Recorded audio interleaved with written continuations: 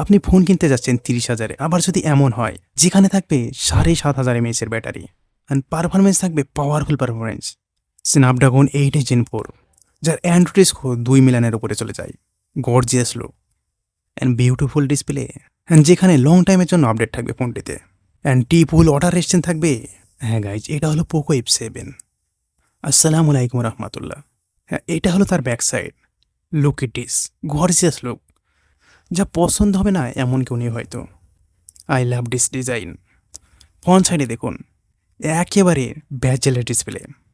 Guys back সাইডে দেখুন, পোকোর band রয়েছে, ব্যাক সাইডে স্ন্যাপড্রাগনের লগো রয়েছে, অ্যান্ড কিছু ডার্ক টান রয়েছে, অ্যান্ড কোয়াড এলইডি ফ্ল্যাশ রয়েছে, অ্যান্ড লিমিটেড এডিশনের লগো রয়েছে। গাইজ ব্যাক সাইডে থাকছে গ্লাস, অ্যান্ড ফ্রেম থাকছে মেটেল, তবে থিকনেস থাকছে 7.98 mm। হ্যাঁ বন্ধুরা, এত বড় ব্যাটারি লাগানোর পরেও ফোনটা কিন্তু বেশি মোটা না। গাইজ ফোনটির ওয়েট থাকছে মোটামুটি 222 গ্রাম।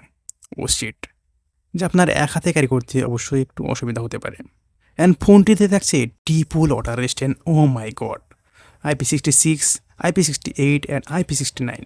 সো বুঝতেই পারছেন ফোনটিকে কতটা মজবুত বানাচ্ছে, একেবারে ওয়াটার প্রুফ বলতে পারেন। হ্যাঁ, ব্যাক সাইড অ্যান্ড ফ্রন্ট সাইডে গোরিলা গ্লাস 7i প্রোটেকশন রয়েছে, আপনার ফোনটিকে আরও মজবুত বানাচ্ছে।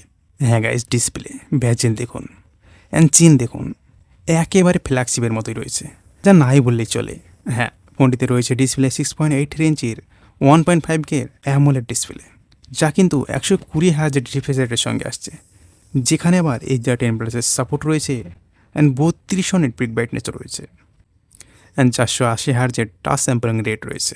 তাছাড়া Dolby Vision, high brightness mode 1700 nit রয়েছে, অ্যান্ড চোখের নিরাপত্তার জন্য PW টাইমিং রয়েছে 3840 Hz। হ্যাঁ গাইজ, এখানে 1.5K ডিসপ্লে 1280x2772 পিক্সেল রয়েছে, যা 447 ppi ডেনসিটির সঙ্গে। হ্যাঁ বন্ধু, ডিসপ্লেতে রয়েছে Corning gorilla glass 7i। So overall ডিসপ্লের কথা যদি বলি, তাহলে এখানে একটি বিউটিফুল সুপার ব্রাইটনেস ডিসপ্লে পেয়ে যাচ্ছেন, যা আপনার চারিদিক দিয়ে একেবারে ফ্ল্যাগশিপ। ওয়াও, যা ফ্ল্যাটই রয়েছে, সেই কারণে কিন্তু গেম খেলে অ্যান্ড মুভি দেখে অনেক আলাদা লেভেলের স্বাদ আসবে। অ্যান্ড ইউটিউবে সাপোর্ট করবে HDR2K। গাইজ সফটওয়্যার এখানে রয়েছে অ্যান্ড্রয়েড 15, HyperOS 2 রয়েছে।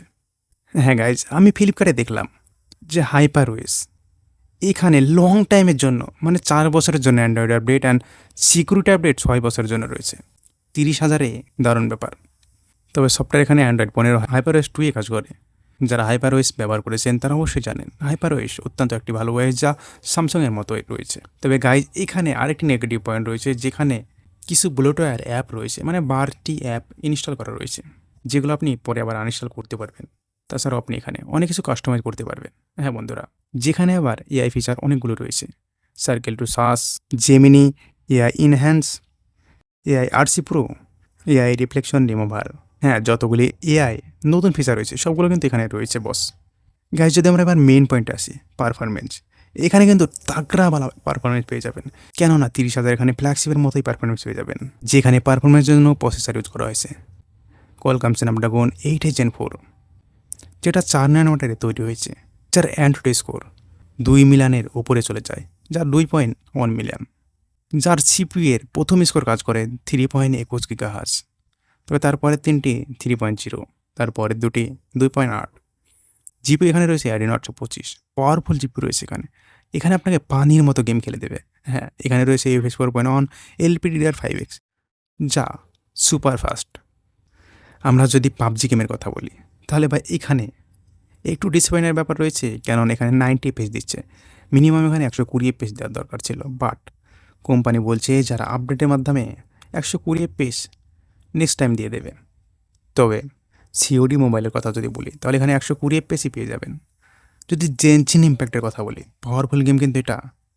এখানে 30 মিনিট খেলার পরে অ্যাভারেজ ফ্রেম ড্রপ মোটামুটি 30 থেকে 45 মিনিট খেলার পরে 58.7 FPS রয়েছে, যা বুঝতেই পারছেন FPS একেবারে স্টেবল রয়েছে।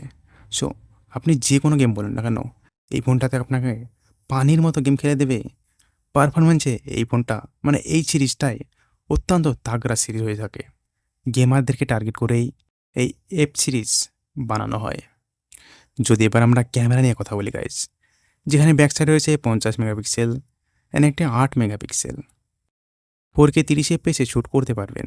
সেলফিতে 20 মেগাপিক্সেল রয়েছে, 1080pতে শ্যুট করতে পারবেন। ক্যামেরাতে মোটামুটি আপনি ডিসেন্ট পেয়ে যাবেন। হ্যাঁ, খুব খারাপ বলবো না, হ্যাঁ, আবার বলবো না যে খুব ভালো। অ্যাভারেজ বলতে পারেন বা মিডিয়াম বলতে পারেন। যে আপনি কিছু স্যাম্পল দেখতে পারছেন, যা দেখে আইডিয়া অবশ্যই লাগাতে পারছেন। আপনাকে ডিসেন্ট পারফরমেন্স দিয়ে দেবে। তবে বেশি কিছু আশা করবেন না ক্যামেরাতে। হ্যাঁ, এই ফোনটির ব্যাটারি অনেক বড়, 7550 এমএসের ব্যাটারি, 90 ওয়াটের ফাস্ট চার্জার, 22.5 ওয়াটের রিভার্স অয়েল চার্জার। মোটামুটি এই ফোনটিতে ক্যামেরা ছাড়া চারিদিকে মানে সব দিকে perfect. Triple water stain, beautiful design, beautiful display, চারিদিকেই পারফেক্ট শুধুমাত্র ক্যামেরা ছাড়া। ফোনটির কালার কিন্তু এটা ছাড়াও আরও দুটি রয়েছে, ব্ল্যাক অ্যান্ড হোয়াইট। তবে এটাই আপনাদের বেশি পছন্দ হবে, যা সাইবার সিলভার। সো ভিডিওটি ভালো লাগলে একটি লাইক করে চ্যানেলটিকে সাবস্ক্রাইব করে যাবেন। আর বন্ধুরা, আপনারা যারা নামাজ পড়েন না তারা 5 ওয়াক্ত নামাজ পড়বেন কিন্তু। ভালো থাকবেন, সুস্থ থাকবেন, দোয়া রইল। আল্লাহ হাফেজ।